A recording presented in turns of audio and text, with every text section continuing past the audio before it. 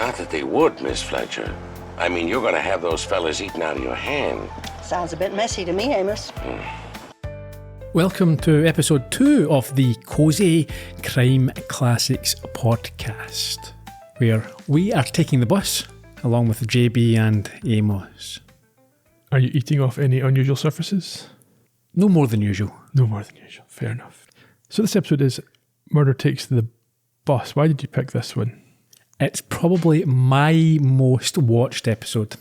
I think it hits a lot of the spots in terms of it's almost like not a closed room, but it's like one location almost set up where you've got a limited amount of suspects. And it's a classic sort of detective trope, isn't it? It's kind of Poirot-y and various other setups. Yeah, it's almost Murder on the Orient Express. Commodore as well from Columbo. You think? That was all in one sort of confined area, wasn't it? No, it wasn't. You got them all in the room. You're thinking of Troubled Waters would be a better example. Tisn't. Right, we're not doing this. Okay. Everything's enemy. Not too bad, Gerry. How are you? Yeah, I'm still not 100%. Still not 100%? No, it's been 6 weeks since the last one. I'm going to the doctors on Friday. People want to hear this. To get your jabs? No, I'm going to try and get... the receptionist offered me antibiotics over the phone, and I said, no, I want them to tell me that I'm sick and then give me it. So, fair enough. Anyhow, do you have your socials? You know what we should maybe do? You should record it this week, and I'll just cut the same spiel in every week. People can hit their fast forward 30-second button. Exactly. It's a service we're offering here. It take exactly 30 seconds to do this. No, or maximum. Go for it. Okay, so we're using the standard Columbo podcast socials for this. We're at Columbo Podcast on X and Facebook and Instagram.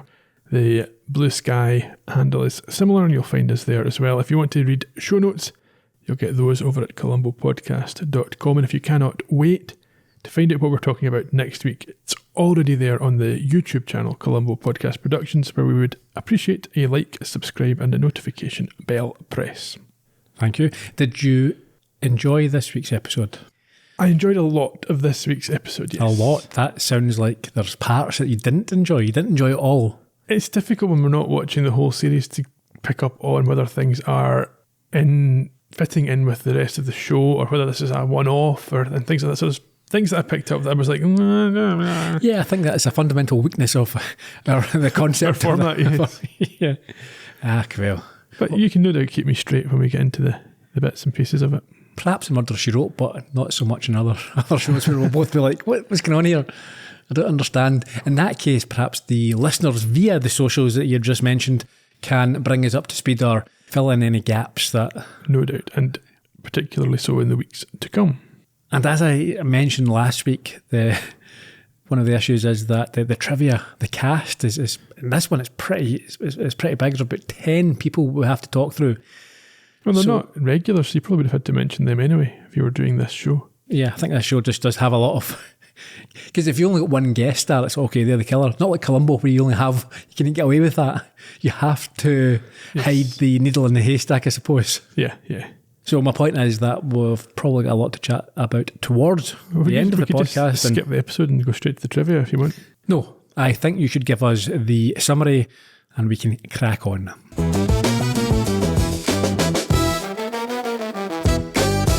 In this week's episode, Jessica and Amos are taking a road trip on a sparsely populated bus when a storm causes them to make an unscheduled pit stop. When one of their fellow passengers wakes up dead, Jessica must progress through a series of theories before the killer can strike again. With a historic robbery looming over many of the passengers, can Jessica and Amos make the right connections and find the killer? Or will their stormy trip turn into a damp squib? Let's find out. This was an episode where there were lots of people looking at people. Yeah, some interesting direction. I think, they picked out some of the key moments quite deliberately as they went along. No, I thought it was good. It helped to heighten the feeling of suspicion and mistrust. And I think unlike the one that we covered previously, most of the clues were presented to the viewer. Yes. Although the way that the characters realised it, I wasn't entirely happy with. But if you were trying to solve this, the information was all there. Yeah, I think so. Yeah. We begin on Cabot Cove's main street. An anxious Amos is with JB as they watch his sheriff car being worked on, and they realise that they'll have to take the bus to Portland for, I think it's a sheriff. It's the main Sheriff's Association doing. I was initially wondering if they're going on a date. No, only a non-viewer. No, no. Yeah, it turns out that she is a speaker at this event, and he is obviously a sheriff, and is therefore supposed to be there. However, I think his primary purpose for going is the chance to win a big screen TV. How much or how big would a big screen TV have been in 1984? 32 inches maybe? And as deep as well, probably. Yes. You needed a lot bigger shelves back in the day. At the bus depot, we meet Steve and his wife Jane, and things are a bit tense with them as she, for some reason, is not keen to go to wherever they are headed, and he warns her not to get in his way. He's quite terse with her throughout this episode. Yes. So a lot of these characters weren't named until quite some way in, so I've renamed them all as I was going along. So these ones are Angry Man, I think. No, yes, he's Angry Man. I'll get to her name later on. I've not named her yet. But they're bickering at this point, and like you say, he points out that he says this is between me and him. So we understand that there's some kind of conflict ahead. Yeah, and he's got a purpose, which she's not entirely happy about. This isn't a vacation they're going on. No. JB is approached by an old fellow who introduces himself as Cyrus, and they take one of these sort of elderly, relaxed, philosophical approaches to life and the journey. Yeah, this is why he likes buses. They've got a sort of leisurely pace, or he might say a leisurely pace, that allow him to just sit back and enjoy the journey. But most people, they agree with one another, do not take this time to slow down and enjoy things. And he predicts a rain, a storm. You can smell it. Also, it was in the Coming Up on Murder, She Wrote at the start of the episode. The bus arrives, destined for Boston, although... Did you spot the phone running across the front of the bus as it was pulling into the depot? People do that all the time. There are silly people out there. Insane. Although JB and Amos are getting off at Portland, and the driver gets out to help load the luggage and confirms to her that the usual driver is off sick while he rhymes off the stops before the destination. A couple of things about that. Whenever that line's obviously been written either as a red herring or as a clue. I was going to ask, is the usual driver a regular character that we would expect to see? Nope. Okay. And also most of the names, most of the stops are from the UK, England. Ipswich. Yeah, even obviously Boston itself. But yeah, you had lots of places. I think the majority were named after. That is New England. Yeah. That's where they are. Jessica gets on board the bus as the camera focuses on a suspicious looking man in a fisherman's hat. I know what you did last summer. Yes, before she on the bus is noticed by an excitable golden girl, I think her name's Miriam, who informs her disinterested husband. That's what I've said, disinterested. That's in fact what I've named him, disinterested husband, and that's how I refer to him throughout the episode. Well, Kent is easier to type. That she is the famous J.B. Fletcher. I've got her down as librarian lady. Yeah. This is another example of the adoration that is felt for her. Yes. Amos joins Jessica and tells her that the driver has assured him they will be on time, and this is where we learn that she will be speaking at this event. Yeah, that's the intro I think we heard at the top of the podcast. There you go. At this point, the credits. So you've got the introductory, like, Tonight on Murder, She Wrote, yes. And then as the episode plays, you get the credits rolling. Over the action, yes. Now, we're treated to a very Hitchcockian score at this point, while day passes to night, and the weather is now a storm with thunder and lightning. So we understand they've been on the road for some time. I don't know how long the journey to Portland. Well, we do know, because in the previous episode we were told it's 50 miles. Yes. So you'd expect, an hour in the bus? Yeah. But with all those other stops, maybe 2. And the weather. So it seems to be taking a bit longer than that. But then we were told the local buses go at a leisurely pace. The bus itself is flagged down at a prison. Now, is this a regular stop then? The prison stop? From what we learn later, it seems to be not only a regular stop, but a regular time for people to be leaving the prison. We can speak of that. I've got issues with that. In any case, a man gets on and firstly, the driver treats him with disdain, certainly disrespect. Hardly looks up. He tells him how much it is and corrects him when he hands over the money. And JB notices that the new passenger has spotted someone else on the bus, clearly not a friend. Yeah, well, we get this sort of close-up of him gazing anxiously and unhappily at the other passengers. We don't know who he has spotted, but there's somebody there that is displeasing to him. The bus departs, and we are shown a car following behind. It's probably just a coincidence. While nosy Jessica notes that the newcomer is holding a book entitled The Night the Hangman Sang by Hamilton Proud, which is not a real book. Oh, we're doing trivia just now, are we? One Piece. Okay. Not long after that, the bus is flagged down or flagged over by traffic road workers who tell the driver that the power lines are down and that he should be very careful as there is a lot of flooding ahead, and he doesn't think that the road will be open for much longer. Did you like his nice yellow outfit? I did, yeah. Very stylish. Mm-hmm. They set off again, and this time Jessica sees the car overtake and go in front. Yeah, she's watching everything that's going on. Like a hawk. Well, Amos has a snooze. I suppose that's reflective of their personalities and their intellect. One's dopey and not aware of what's going on, the other's eagle-eyed. Yeah. After a while, as you say, Amos is still asleep, and JB is approached by who? So this excited woman comes over and says she's a librarian, and Jessica's books are amongst the 10 most stolen from her library. Which she takes as an unusual compliment, she thinks. Yeah, well, she appreciates the compliment. She thanks her for being a friend. And very good. Outside the storm continues. Miriam returns to her seat, and then the driver of the car seems to have gotten himself into a bit of trouble as he now flags down the bus. And has he pulled over or has he crashed? He's pulled over and pretending to have crashed. He looks like he's halfway up the side of the... I think he's just, driven up there. He suspiciously tells him that he'd been using the bus to run interference and wished that he had continued to do so as he had this crash. And as he takes his seat, JB notices what? He is carrying a gun.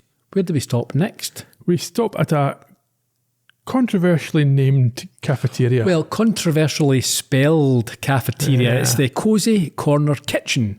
Yeah, so only one of those words should start with a K. Yes, we've got the KKK, yes. Why would you make that choice? I mean, that's quite a deliberate choice. Because you're an incredible racist. It can only be. Also quite a convenient use of the word cosy for our branding. Indeed, although we'll stick to the more traditional spellings, I think. C words are our favourite. CCP, that's better than KKK, is it? Absolutely. The journey continues until, as we say, he pulls over at this racist diner due to weather-related engine trouble. That seems a bit unlikely. It's raining, but it's not crash. It's just wet. The engine is built to withstand this. I did think it seemed a bit unlikely. The driver saying, "There's a chance for you to stretch your legs in this thunderstorm with the torrential rain." Everyone's going to be like, "No, we'll just stay here. Thanks to get it fixed." Yeah. At this point, an annoyed Amos wakens up, and we see. I think at this point was the first time I realised that Jane was pregnant. Yeah, you barely notice it. It's not referred to really, and until in fact even later on, it's not. That it comes up very briefly, but it's not a plot point. I didn't know in the trivia, but it's the type of thing that maybe she was pregnant in real life because there's no other reason for it here. It could be a demon child. Okay. Enough, yeah. Yeah, enough. Again, this pregnant woman attempts to convince Steve to let it be, but he tells her to stay out of it and remains in his seat while she alights. Well, he tells her to go on. Yeah, He wants her out of the way for whatever he has up his sleeve. What does Jessica notice as she gets off the bus? The name of the driver has been added to a sign at the door. What's his name? Ben Gibbons. And we see, with the others gone, Steve rise from the seat. Angry man stands up purposefully, his wife said. The owner of the diner is surprised but happy at this new custom and invites them in as the gun-carrying chap immediately heads out to the toilet or out the back. Did you take careful note of who was where during this scene? Sort of, maybe, a little bit. I started, but it's hard to track. Okay. Because I think there's things that you don't see and there's some time skips. But initially, anyway, you've got Amos, Jessica, Cyrus and a few of the others in the cafe. Not everybody. They order coffee and JB has to be the odd one out with her request for tea. While the fisherman is told that the bar can be opened if he waits for a few moments.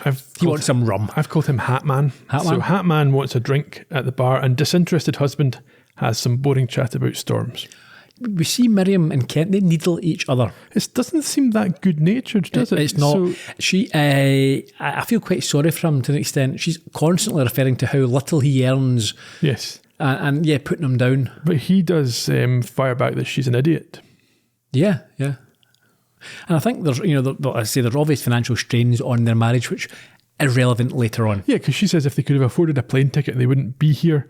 Before Cyrus points out that he's regularly been waylaid at stormbound airports and there's no point worrying about things that you cannot control. So we get the impression that he's a well-travelled and probably more interesting than he lets on gentleman. Yeah, he's quite sanguine about the whole thing. I did quite like him, his little the bits that he adds in throughout the episode. Although I think, now, as I say, I've probably watched this episode the most, so I can't remember what I originally thought watching it for the first time as I've been a kid. Yeah. Looking at it now, I would be suspicious of Cyrus. He's too nice and he's the obvious one if you're looking for... Going out of his way to not raise suspicion. Yeah. Amos, at this point, is feeling a bit peckish, so he heads off to find a menu as Jessica sees Angry Man and Car Man. No, it's not Car Man, it's Prison Man. Yeah. Having an argument on the bus. Yes, through the window. A moment later, Steve enters before immediately leaving again to use the outside phone. He does, and Amos apologises to Jessica at this point for the miserable trip that he's brought her on. Although, presumably it wasn't him that signed her up to speak. No. So, well, maybe he... Well, his car was broken as well. Yes, so yeah, it's maybe partially his fault. Yeah. But I'm sure he said to the association, I can get JB and insist, or will you do this for me? Yeah. And at this point, he exposes himself as an absolute wrong'un. We discussed this earlier today. Again, in the many, many years, the decades I've been watching this, every single time I do, this bit always sticks out for me, and I think, what? It's nauseating. It is, but only this afternoon I had to check and see if it was a thing, and unfortunately, it apparently is. So a lot of wrong-uns. Jessica orders homemade apple pie, as does Amos, but what does he add to the order? A slice of cheddar. Oh, I'm going to be sick just saying it out loud. Now, cheddar. I have never heard of this in my life. I've never eaten this. I've never heard anyone order it or eat it apart from Amos. So apple pie and a slice. This is a weird order. See, because apple pie is sweetened. It's got sugar. Yeah. I can understand like a slice of apple with some slices of cheese. Maybe it's a sort of a lunch thing, or alternatively,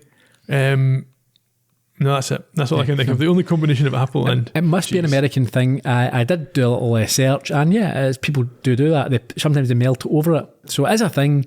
But geez, no, these people are for the watching. It's odd stuff. Don't even bring that into my vicinity. I'm sure we'll get a few people telling us that. Oh yeah, that's a regular thing down their way. Nobody's going to say that. Okay, if anyone has eaten this and enjoyed it, yeah, if this is a thing that they do, let us know, and we'll laugh at you, block you, yeah. Mock you every week from now on.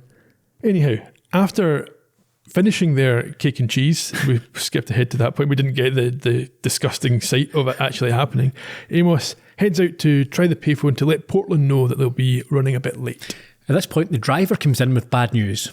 Yes, he tells librarian lady that they're not yet leaving and that he's only come in to dry off a bit, which seems utterly pointless if he has to go back out. Yes. JB then decides to get her book from the bus, and after initially assuming that the guy from the prison is asleep, she is startled to discover what? He's got a screwdriver through his shoulder. It's through his traps, isn't it? And it's a weird place. That would not kill you. No, you would stick it horizontally through the neck, I think. It seems like maybe it's a family-friendly thing. We're not going to show anyone with an artery-type injury. It's just going to be in his shoulder there. Yeah, I'm thinking if I was doing that, through the neck or into the chest. Not in the shoulder. There's also some heavy bruising in the area and some marks on his shirt. And so she gets Amos, who rightly notes that they, for once, shouldn't move the body until the local cops arrive. When I say rightly, maybe he just doesn't care. It's not my responsibility. Well, there's that, but he does feel like he's entitled to remove the screwdriver from the body and take that with him. He does. That's fine, yeah. Amongst other things. And Jessica seemed remarkably sanguine and calm about this whole thing. She's used to it, isn't she? Even at this stage, she's 18. What's this? The 18th episode or something? She's seen more murders than any of us should be. Well, anyone outside of Midsommar, anyway. Yeah. And Amos also agrees with her that one of their party must be the killer before she decides to rummage in the victim's jacket. Ironic, isn't it? What's that? Well, a man is released from prison, ready to start a new life, only to have it cut short only a few hours later. Well, now, why do you say that? It could have just as easily been a visitor or a guard home for the weekend. I don't think so. That's a new suit, Amos, and those are new shoes. Paid for his ticket with crisp new bills. Oh, what's this? Well, you're right. Here's his release paper. Name is Gilbert Stoner. Stoner. Mm-hmm. Well, the motive certainly was not robbery. There's money in the billfold. Anything else? Just an out-of-date driver's license and a photograph. Someone was looking for something. Amos's suitcase is missing.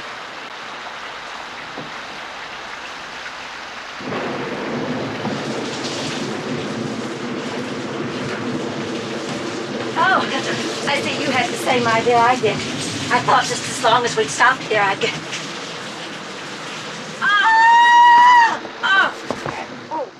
Yeah, I'm not sure about our deductions there. He's got a new suit and shoes. I don't think those are issued by the prison to every criminal who leaves. I've not watched a lot of main prison dramas. The only one I have seen is Shawshank, and when they left the prison there, they were going with their trousers held up with string and that sort of thing. I don't think they were coming out in a brand new suit with brand new shoes and crisp dollar bills. No. As we heard there, Miriam comes in and she has one of those fainting swoons. And I think it's this point, as you mentioned, Jessica spots the grease around the collar of Stoner. Back in the diner, Kent tries to comfort his, it might be harsh here, overly dramatic wife. It is a horrible thing, I suppose, to say. He does quite wrongly tell her that it's all right. Yeah, it's definitely not all right. There's a murderer on the loose. She makes that point as well. Yes. Well, Cyrus informs them that the phone lines are dead, which only exacerbates Miriam's panic. So do we think, therefore, that Steve and Amos were able to make calls earlier on when they went outside? Why? Because it's only now that we're hearing the phones are dead. And they went out hours ago. Yeah, but that's Cyrus only now trying it himself. Well, Amos never said they were dead when he came back. Yeah. Anyway, Miriam is convinced now that the killer will pick them off one by one. Yeah, so much so that she accuses the diner owner, I think his name is Ralph, of potentially being the bad guy, and he has to prove that the coffee is not poisoned by taking a drink himself. To drink piping hot coffee from a cup to prove it's not. Yes, I mean, kill her. I was ruling Ralph out straight away because there's no way he could have predicted, unless he was in it with someone else, the driver, there's no way that he could have predicted that they would have arrived at the... Well, why would you rule out the fact that he was in it with somebody else? Just from memory, I don't think generally there are these... it's not like Scream. In Murder, She Wrote, there tends to be one killer. It's not Murder on the Orient Express where they all did it. Yeah. Spoilers, apologies to anyone who missed that 90-year-old book. Just on that, I'm sorry, Ian, this is the thing that annoys me, what you've just said there, because you see it on movie reviews and book reviews. It's like, sorry for spoiling a movie from the 50s or the 60s, but here's the thing, there are people just being born all the time. There are now people getting old enough.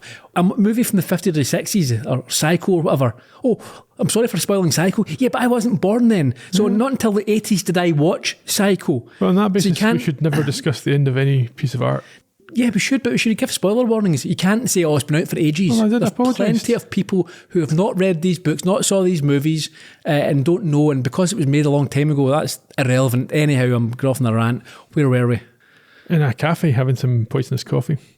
This is where Amos steps up and tries to take control of the situation. Yeah, I think after Jessica suggests, that's what he do. Yeah, of course. He's a dumpling. As her puppet, as it were. Yes. So he says, I'm a police officer. I don't have any authority in this area. However, I would appreciate if you would give me your support because of the situation. And very suspiciously, disinterested husband immediately insists that he never saw the victim before, without any prompting. I mean, if it was robbery, he doesn't know what the motive is. You wouldn't need to see the victim. But again, it'd be an odd one. A robbery, you don't stab someone. It's just the fact he feels obliged to say anything at this point. Mm-hmm. It's like, no, I'm not involved. Not me. Nope. In fairness, people do funny things in these circumstances. It's like when you get through an airport, you always feel like a drug mule, don't you? Yeah. No. Okay.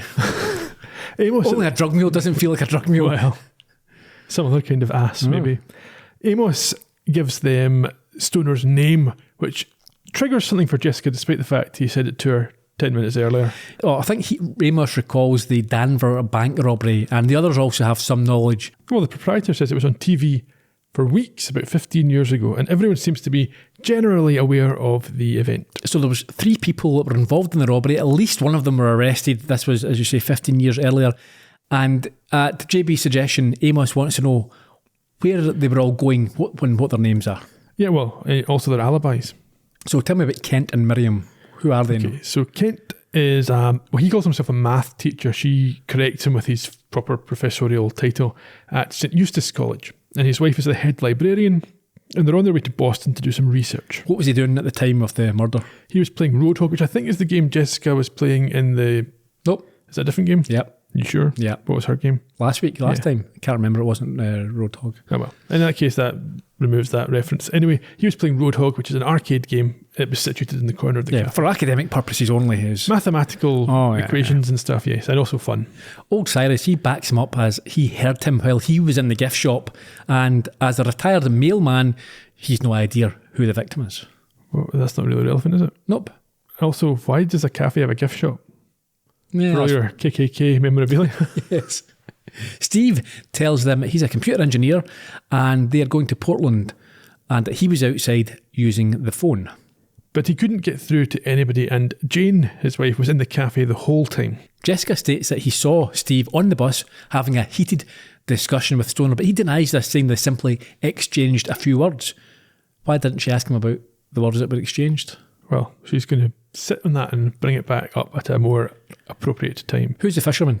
Well, the hat man is Joe Downing, the captain of a fishing trawler called Mary Sue. He was in the bar having a drink. Carman is Carrie Drayson. Sorry, where was the fisherman? Where's the trawler? Where's Joe heading? Oh, I don't know. Back after a family visit. Yeah, back to the boat. Yeah. Carrie Drayson was driving the car and broke down and had to be rescued. He says that he was in the men's room drying his clothes. Interesting. And he's immediately questioned by Jessica about his concealed weapon. However, he's got a perfectly reasonable excuse. He has a license for it, a concealed carry.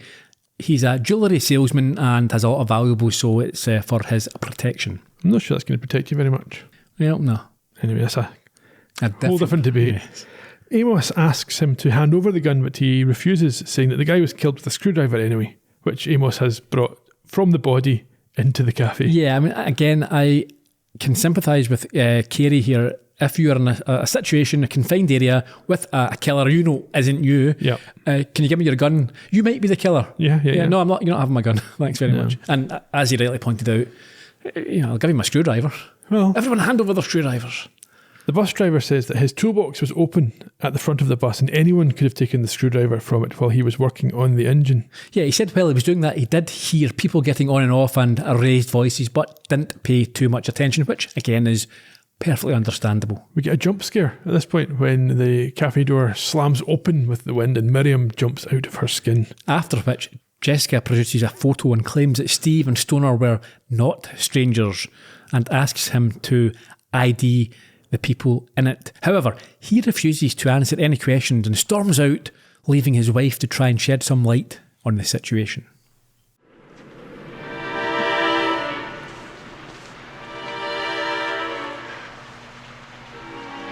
Steve didn't kill that man. I know he didn't. Mrs. Pascal, what about the man in the photo? He was Steve's father. Was? He was killed during the Danvers robbery, along with an innocent bystander, a woman. Stoner and the other man got away, but they caught Stoner 3 days later. But the other man, what happened to him? They never caught him, and they never recovered the money from the robbery. As I recall, it was about $200,000. Over $500,000. Ma'am, this missing fella, do you or your husband know who he was?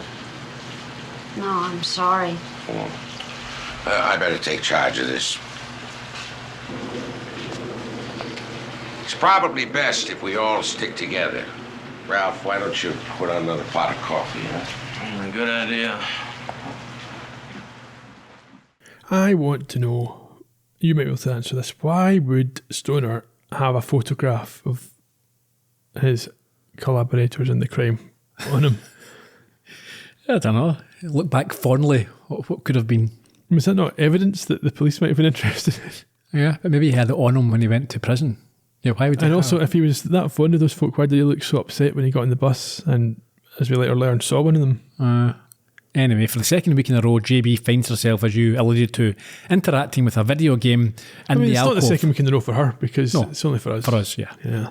She doesn't play this time, but inserts money to start it off and then walks to the hallway where she proves to Amos that Cyrus may well have heard the machine, but it doesn't mean that Kent was playing as assumed as... Yes, it still makes noise even if you're not actively using it, but this is just one of many theories that she's working through, I think. Mm-hmm. She also points out there are other exits as well, meaning that none of the alibis really hold up. Back on the bus, Amos confirms that the driver's toolkit is sitting there open and anyone could have removed a screwdriver from it, just like he removed it from the body. Jessica sits and pokes around behind the wheel. Amos notes the damper light is on and goes to check something, and Jessica heads outside, and her umbrella, I noticed, was far manlier than his. Yeah. Also, we learned that Amos was a bus driver before he became a sheriff for a whole summer. Yeah. Yes. Amos has gone off to do whatever he's going to do, and Jessica is around the back of the building trying a couple of the doors before finding Ralph in the kitchen. That shows that he could have had access to the bus. Yeah, he's making some sandwiches. And when she walks further on, she finds Stoner's suitcase strewn open in the soaking rain, and she rifles through the contents but gets a fright. Yes, Steve shows up wanting to talk to her, and he apologises for having lost his temper earlier and says that he did not kill the man. She seems to believe him and asks him to help her get the suitcase inside, which is apparently getting wet just like her. Inside, Jessica doesn't understand why Gilbert's coat and book are not with the case. Yeah, Jessica and Amos are rummaging through his belongings before they turn to Steve and suggest that he tell Amos what his argument with Stoner was all about. Yeah, he explains that he confronted Stoner to get his father's share of the money to atone for the discrimination he has faced throughout his life as the son of a thief. But after approaching him, he discovered what? Well, this was quite interesting because it doesn't really stand up to what we hear later, but we'll go with it. He says Stoner was a wreck and had had his life ruined as well, and he just walked away and decided to let the past lie. Not sure how much I believe that. I can understand making that decision over a period of time. Yeah. But going from that rage and anger to seeing someone and going, oh, you're a pitiful character. Yeah. I'm now changing my mind. Keep the money. Yeah. Anyway. And why would they not assume that the other guy had the money?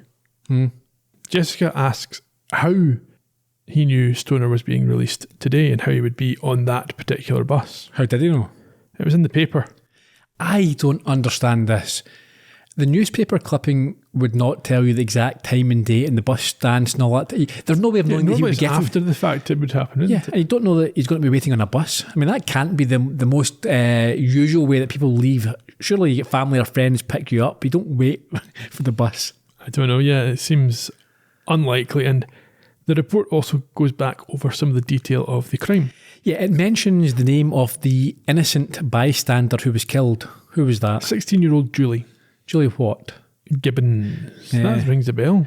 And knowing JB then remarks that the driver is Ben Gibbons, which Amos thinks seals it and smells with satisfaction, smug satisfaction, as he claims he knew who the killer was 30 minutes earlier. Finally, he has one up on her. Haha.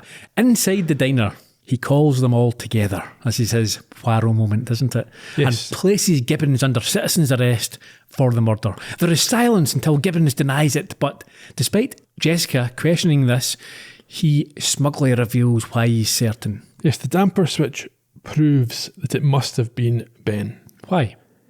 The engine can't start again without being reset by hand, which requires a long screwdriver, and it's not possible for him to have had more than one long screwdriver, and therefore he must have had possession of it and nobody else could have taken it. That's actually quite good detective work from him, apart from the whole fact that he could have had 2 screwdrivers. Also, it's not been reset, has it? Ben came in and says we still can't go.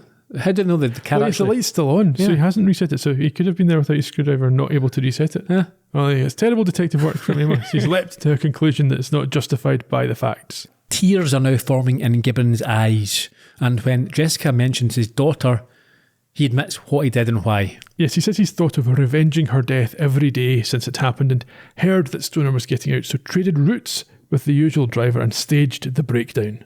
And when he found him on the bus, sleeping like a baby without any apparent conscience or worry, he drove the tool into him. However, we do not have a shortened episode this week. Well, thank God that's over with. I wish it were, Mr. Leffingwell, but I'm sorry, it isn't. That man was not killed by the screwdriver. Hold on, ma'am. You just heard his confession. Yes, Amos. And I'm sure that Mr. Gibbons is convinced that he killed Mr. Stoner. Oh, he stabbed him all right. But Stoner was not sleeping. He was already dead. That's preposterous. How could you possibly know that? Because, Mr. Drayson, there was virtually no blood on the screwdriver and very little around the wound. She's right. How can that be? Postmortem lividity. I should have thought of it at the time. The blood had begun to settle in the lower parts of the body. He was killed earlier. Oh, at least 15 or 20 minutes. The bruises on his neck. But he was sleeping. I know it. I killed him. I know I did. I'm sorry, Mr. Gibbons, but I'm sure that the coroner will confirm that he died of strangulation, not stabbing.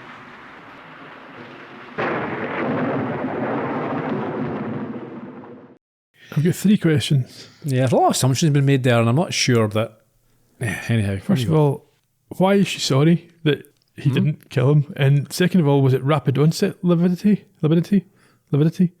And third of all, how did he know that the guy would stay on the bus longest? Well, he didn't know. He says he waited for everybody else to get off. Yeah, because he was still on the bus. I'm not sure that was his master plan. So it just so happened that that's how it worked out.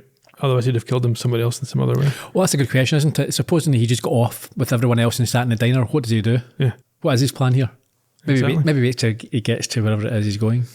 Yeah, but it doesn't. No, he staged the breakdown though to have this opportunity. Yeah. Maybe he's got to follow him into the toilet.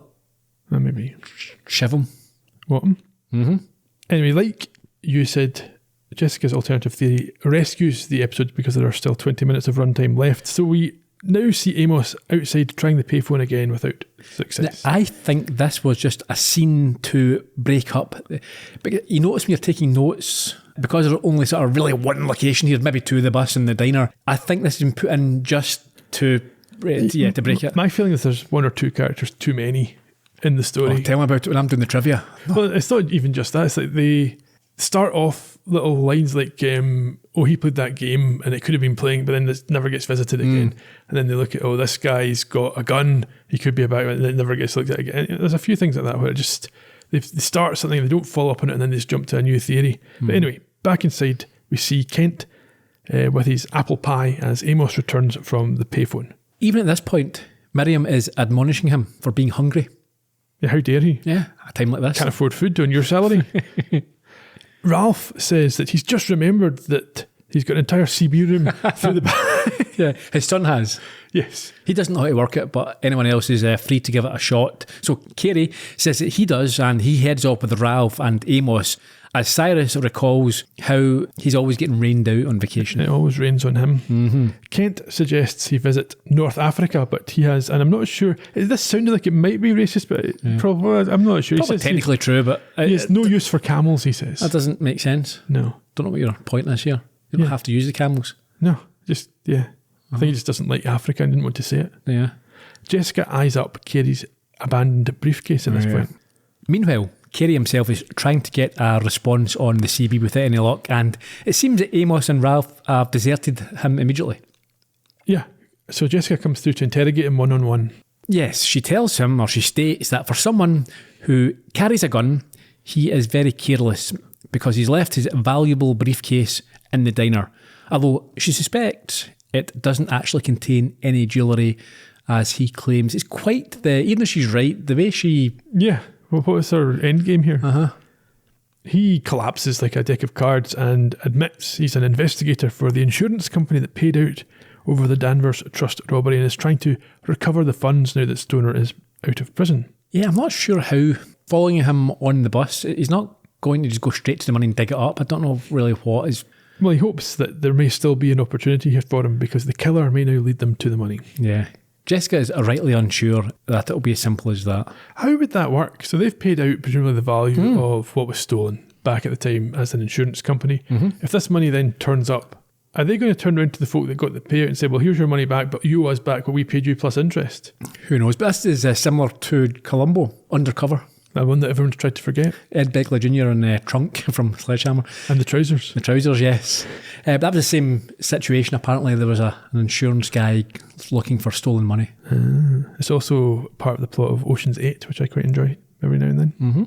Back in the main cafe area, Miriam is once more moaning about Ken's salary.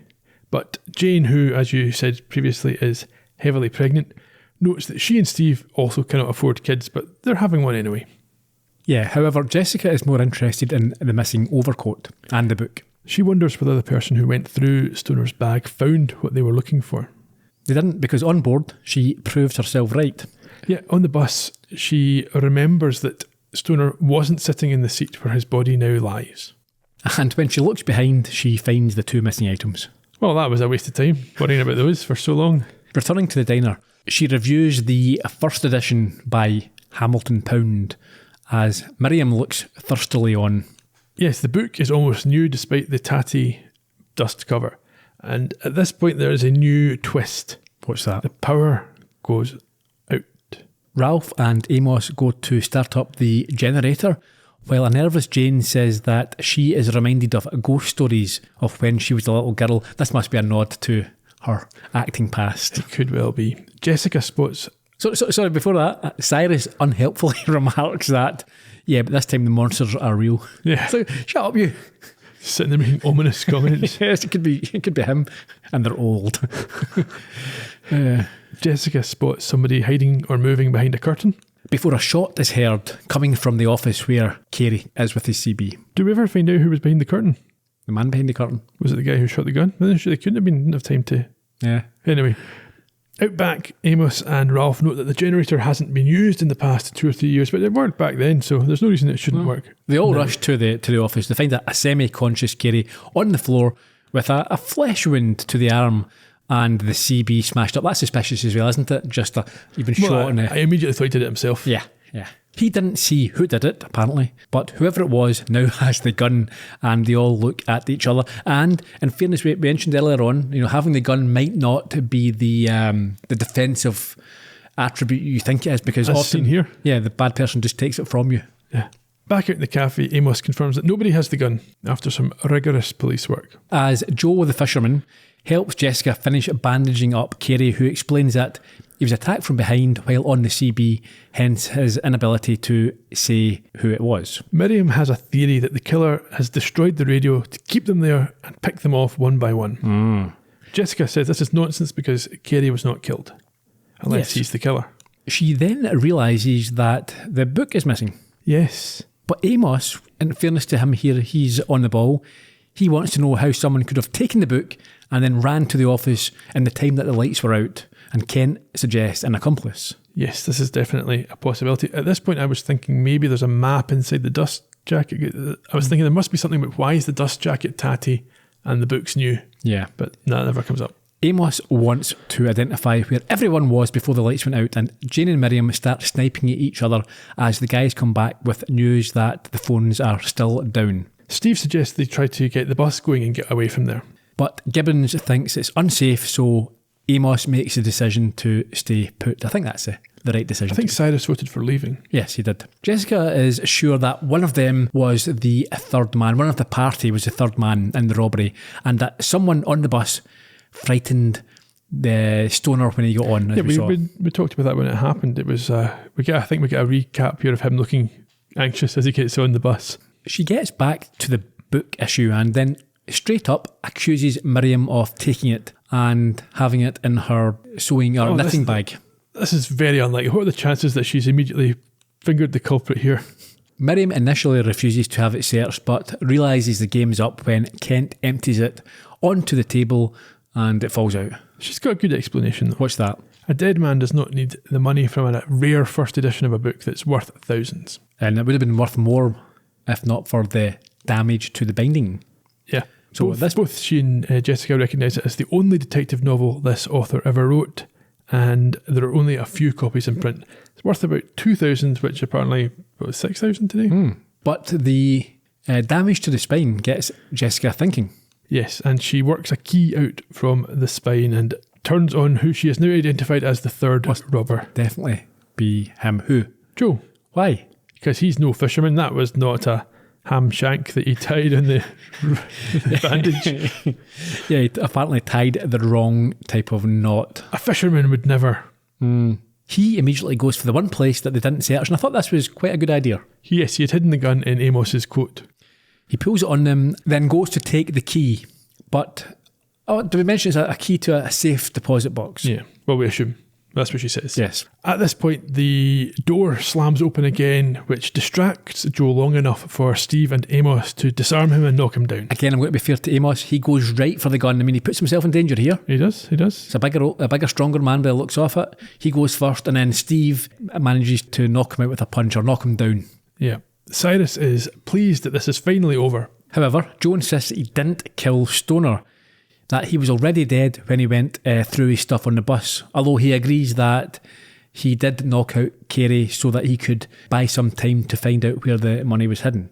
Yes, he explains that Stoner double-crossed him back in the day. I'm not sure of the timeline here. So Stoner wasn't arrested on the day of the robbery, we assume. He must have got away, hidden the money, and then been arrested. Yes. So the fisherman, Joe, was the third man. Yes, but he's not got any money at all from it. No, he claims that Stoner double-crossed him and that it was him who spooked Stoner when he got on the bus. Is that why he took up fishing? Yes. Okay. But he makes a very good point here. Like, I'm not going to kill him on the bus.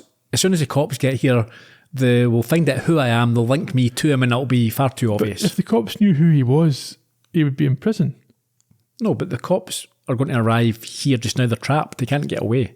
So will he now be arrested for the original robbery? So he's on a boat, so maybe that's it. His name's not Joe, and he went out to sea. Maybe he didn't go out to sea. Jessica thinks he didn't. He doesn't know how to tie the knots. Yeah, maybe. It's all a big act.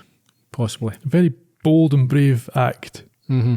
Anyhow, Jessica's got another theory. Yeah, she apologises to the sheriff for being stupid and agrees that Joe is telling the truth. She tells Amos that he was right all along and then walks over to Ben Gibbons. You did kill Mr. Stoner, didn't you? Well, ma'am, I stabbed him in the neck. Like you said, I told you that. But what you didn't tell us is that you also strangled him earlier. You actually killed him twice. Well, now, ma'am, I'm sorry, but... No, Mr. Gibbons, I'm sorry because I don't really think you meant to kill him. But you did, and I think it can be proved. You sure about that? When the sheriff and I first discovered the body, I noticed there were small flecks of grease on Mr. Stoner's collar and lapels. I filed that away and then dismissed it when you confessed to the screwdriver stabbing. If the stabbing occurred, as you said, you never would have put your hands on the front of his shirt or jacket. You stabbed him from behind.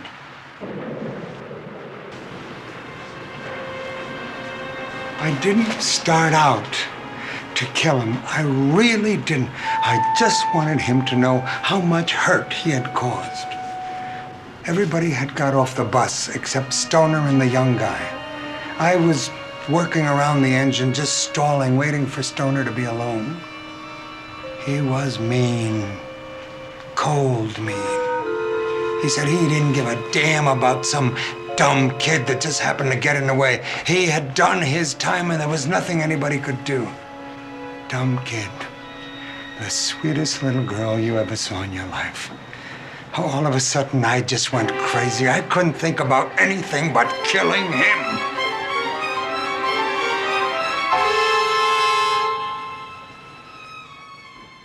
So after this, he gets off the bus and apparently was riddled with guilt, but then saw the fisherman, Joe, going through the Stoner's pockets and take off with the suitcase. He stands for a moment, then he realises that he's got to stab him with the screwdriver. I'm not sure if a bus driver would have that level of understanding about... It's a very offensive thing to say. All our bus driver listeners, I can only apologise for that. I'm not sure about the villainous cunning. It's not part of the job description. No. I don't think Jessica's statement about him not meaning to kill is justified by any of the evidence that she's seen. No, let's finish this because we'll get to the sort of the summary of that in a second. I've got a couple of points. So Amos doesn't know why, but Gibbons invites Jessica to clear up what his motive was. Okay. So the coroner would figure out that he didn't die from being stabbed and that he would be cleared. It's just so chancy. I wouldn't want to do that. What if the coroner was just having a lackadaisical day? Was out last night. That's fine. Stabbed, yeah. Yep, that's he's dead. He was stabbed. I'll sign that off. No problem. But wait a second. It wasn't that. I mean, you can't. Yeah, it's also too complex a plan to pull off on the fly. Like if this was a Columbo episode and this had been what someone had done, they would have planned this for weeks to do the first thing and then set up so that they could only, and then they had an alibi for the first one. And Yeah. it's just like, no, not having it. No.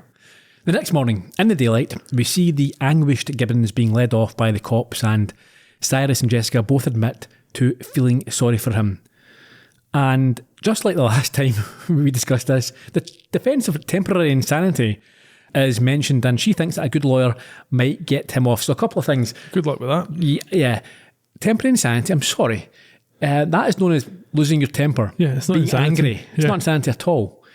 Also, I think where the prosecution would have a field day, it's not like he was a bus driver and out of nowhere Stoner got on his bus. He went out of his way. He planned to put himself in this situation. Faked the breakdown to give himself the opportunity. He had a motive to do it. He admitted he wanted to kill him. He'd been thinking about revenging on him for years. Exactly. So I don't think, and I suppose the question is, even if they did, it's not justice. I think, see, Stoner as well, it would be more understandable if he knew Stoner did do it and he admitted it on the bus, but he was never found guilty. There's a sort of moral justice there. You can think, okay, you killed my daughter, you've got away with it, and you're lording over me, you're laughing in my face now. Then you lose it. And I think, you know what, I'm not saying you should, but it's understandable. And a judge or a jury might, in that situation, feel more sympathetic, or we as the viewer might feel more sympathetic. But there's also in this no case, suggestion in that this case, Stoner has served his time. He's been punished. And it's also there's no indication that he killed the daughter. She was killed in the incident. Yeah. As a bystander. It's an accident anyway. Along with one of his friends. Yeah. So there's no indication that he's a killer of any kind. No, I think he's put far too much planning into this to come up with, temporary insanity. And the fact that after it's happened, he's then come up with this other plan to cover it up. You're not getting insanity in that circumstance. If he did go off, I think that would be a miscarriage of justice. Absolutely. He should be in prison for the rest of his life. Yeah. I mean, he's a very old man, probably about 25. Going by the way people aged in those days. Anyhow, Jessica and Amos are not going to get back on the bus to Portland. No, I mean, obviously they've missed the event, so they're going back to Cabot Cove. They say goodbye to Cyrus as a disappointed Amos comes over with some bad news. Really terrible news for Jessica. He knew they should have been there for the TV draw. Her name has come out of the hat, not his, but with her being absent, it's been redrawn and given to somebody else. And that's how we end, yes. So, I still think it's a great episode. Yeah, well, it draws on some of the classic, like we said at the start, some of the classic detective or mystery stories, Murder on the Orient Express and others, where you've got the suspects together in a room. It's very sort of Christie-esque. I mean, you're watching this for the first time, yeah? Yeah. You didn't know that it was Gibbons, did you? Not until about halfway through or 3/4 of the way through. Yeah. A fair number of red herrings with. But I'm rubbish at working these things. And I don't try to work these things out when I'm watching these. I know some folk like to try and solve these things. I just want to see the story. Yeah. If you never put yourself forward, you're never disappointed. That's it. Okay. How would you say this sits in the context of the series? Classic. It's typical. In what sense? Well, I was reading. The setting's not typical. Doing a bit of reading around it. So my understanding is that there's only really a handful of episodes that actually happen in Cabot Cove. This didn't happen in Cabot Cove. Yeah, so this is maybe more typical then. If there's only a handful in Cabot Cove, this is more typical of Jessica's going somewhere, encounters a murder, solves it. No, I think it is. It's even if you look in IMDb, I think it's one of the highest rated episodes. Yeah.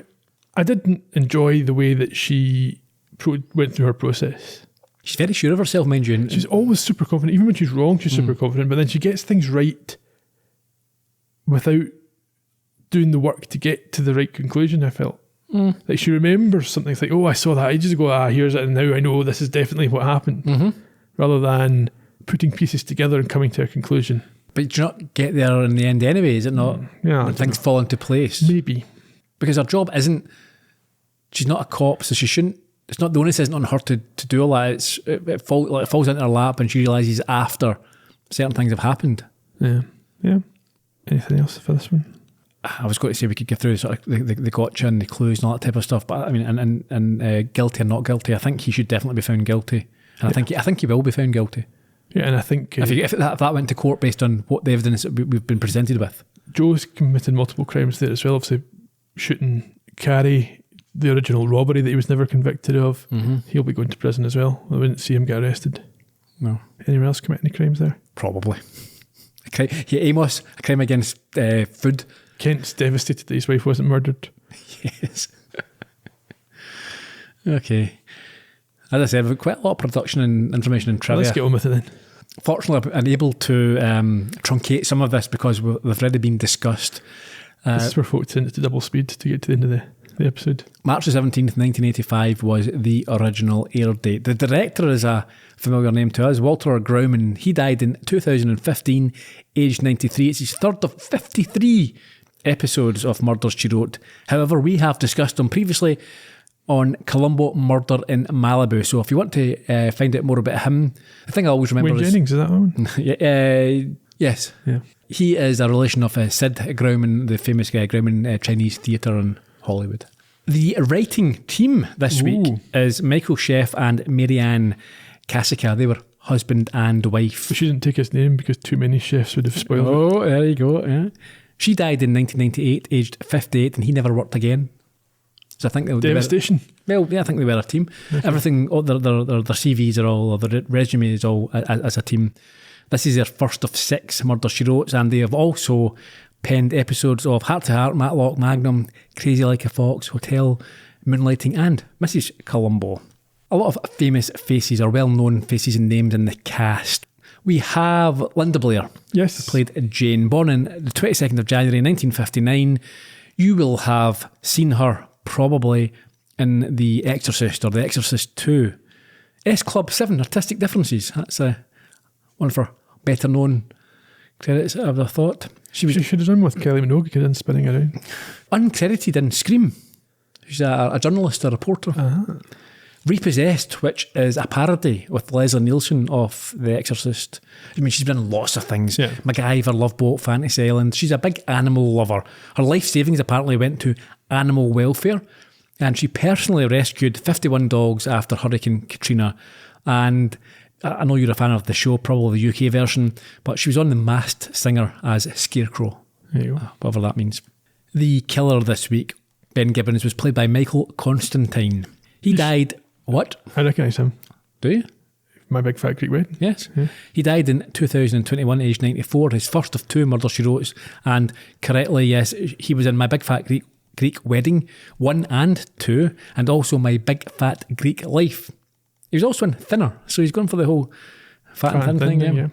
Room 222, Law and Order, Midnight Caller. Midnight Caller, we need to add to the list. If it's not on our list, that's a great show. Want it, they can Does anyone want Midnight Caller at some point? Let us know. Does anyone want a Midnight Caller?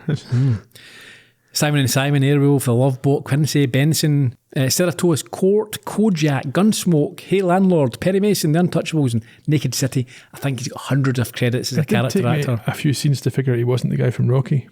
Yes. Burt Young and from Columbo. Yeah. The same episode we're talking about. Indeed. He was good friends with Telly Savalas.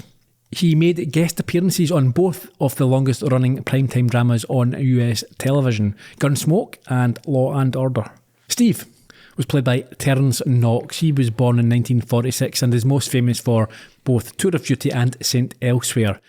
He's also appeared in The Dukes of Hazzard, V, Midnight Caller, Under One Roof, Murder 1, Rescue 77 or 77, and 6 Feet Under.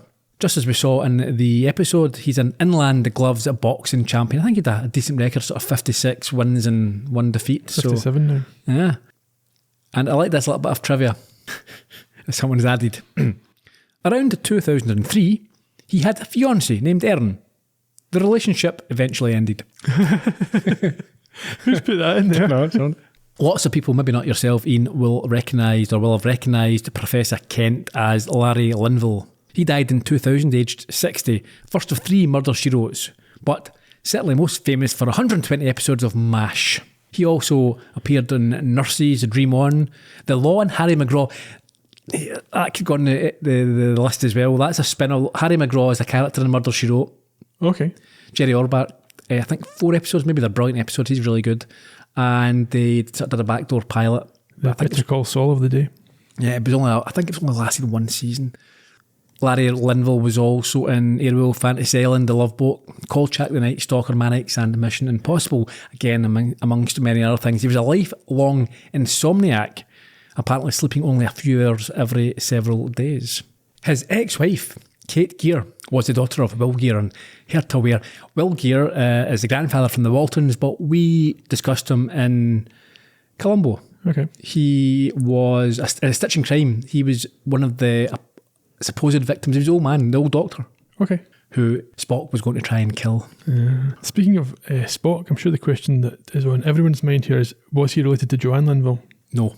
Okay. That's part of the trivia, actually. He was not related to, So the biggest name or the most famous face is Rue McClanahan, who played Miriam. Columbo connection. Yes. She died in 2010, aged 76. Obviously, best known for playing Blanche in The Golden Girls, and she won a Primetime Emmy for that role. She's also starred in Maud, Starship Troopers, King of the Hill, Touched by an Angel, Charles in Charge, The Love Boat, Mama's Family, Fantasy Island, Another World, The Little Match Girl, and as you rightly said, Columbo, Ashes to Ashes. Although IMDb for some reason doesn't have that as a Columbo. It took me a while of scrolling. It's called Ashes to Ashes. It's not Columbo. I think a few of the new ones are down as TV movies. They don't have Columbo in the title. Yeah. Married 6 times. She played Blanche in 4 different shows, the same character. Yeah, crossovers. Well, I thought one was a spin-off. Was it Golden Palace, which is wasn't very successful, mind you. And apparently kept every outfit she wore as Blanche and wore them as her daily clothes. Quite thrifty. Economic, yeah. This is interesting. Albert Sammy played Fisherman Joe Downing. He seems like a good guy. Well, I'll let you decide. Died in April 1990 as part of a murder-suicide after suffering from depression. So, yeah, killed himself and his wife. So, I'm not saying he's a bad guy. Obviously, not well. Ironically, his last credit was Till We Meet Again. That is. Yeah. Appeared in Heart to Heart, Knight Rider, The A-Team, Dallas, Fall Guy, Caddyshack, and 44 episodes of Petrocelli, as well as Ironside, Bonanza, Gunsmoke, The Virginian, Lost in Space, The Twilight Zone, Wagon Train, and Naked City, amongst many others. Carrie was played by Don Stroud, the first of 2 murders she wrote, and we can give him a skip here because we have discussed him in the Quantum Leap episode, Play Ball. If you want to hear about Don, you can listen to that. It's a baseball one. Yeah. Ralph, the diner owner, was born in 1940, the first of 2 murders she wrote, and has also appeared in Cujo, Up in Smoke, The $6 Million Man, The A-Team, Fall Guy, T.J. Hooker, The Misadventures of Sheriff Lobo. Beside Claude Atkins, who I should probably have mentioned last week, he was Ethan. BJ and the Bear, Harper Valley PTA, The Rockford Files, Gunsmoke, Alias Smith and Jones, Bonanza, The Virginian, and Lancer. Bit of a theme there, I think. Cyrus was played by David Wayne. He died in 1995, aged 81. Interestingly, he was Blanche's father, Big Daddy, in The Golden Girls. I think it was only 1 episode, mind. He's also been in The Love Boats and Elsewhere, House Calls, Dallas, Ellery Queen, Gunsmoke, Ironside, The Good Life, Batman, The Virginian, Naked City. Unfortunately, sadly, his son and another person were presumed dead after a canoeing accident. Bodies never recovered. And he performed in the greatest number of movies, 4, with Marilyn Monroe. There you go. That's an interesting little fact. Finally, and this is truncated as well, you might have recognised Stoner. Okay.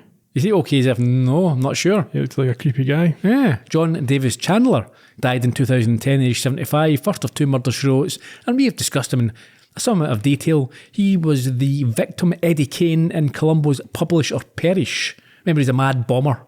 Yes. Yeah. He was very hired. Creepy. Yeah, very creepy in that as well. But Jack Cassidy had to tie up loose ends. That's it.